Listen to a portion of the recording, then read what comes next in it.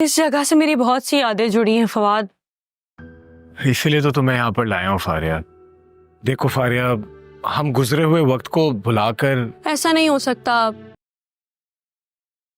फारिया, फारिया मेरी बात तो सुन लो। फवाद, मेरा यहाँ पर तमाशा क्यों बना रहे हैं? फारिया, मैं तुम्हारा तमाशा बनाने का सोच भी नहीं सकता, तुमसे बस बात करना चाह रहा हूँ। कहिए, क्या कहना है? देखो, हम कहीं बैठकर बात कर सकते हैं आराम से।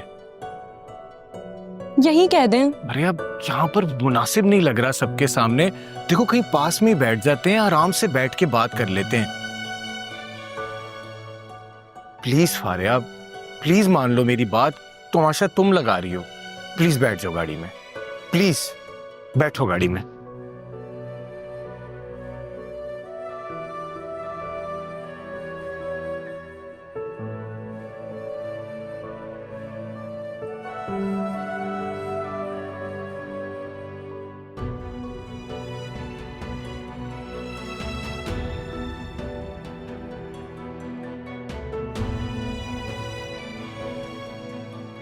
यहाँ आना जरूरी था।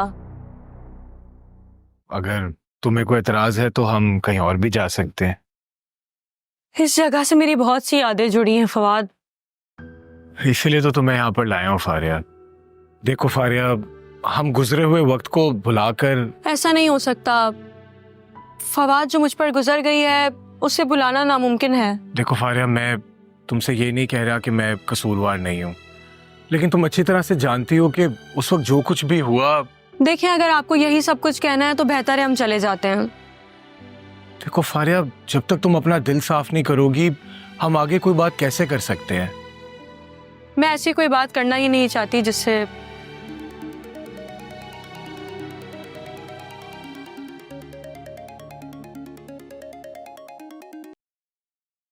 अस्सलाम वालेकुम।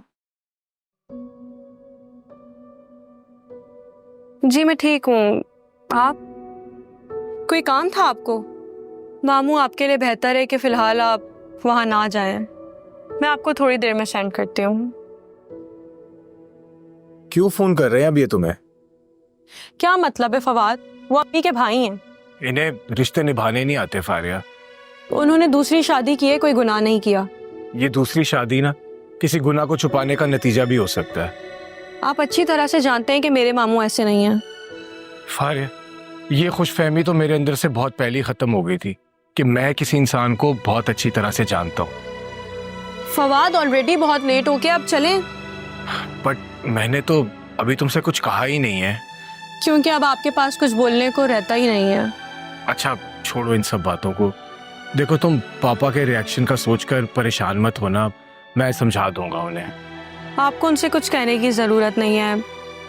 मैं जब ये जॉब ज्वाइन कर रही थी, मुझे उसी वक्त इल्म था कि आपका और नवाज अंकल का यहाँ अमल दखल है।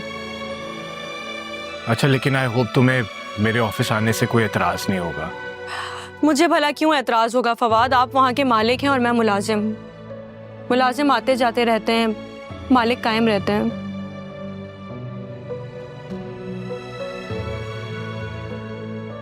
फवाद, अब चलें। हाँ चलो।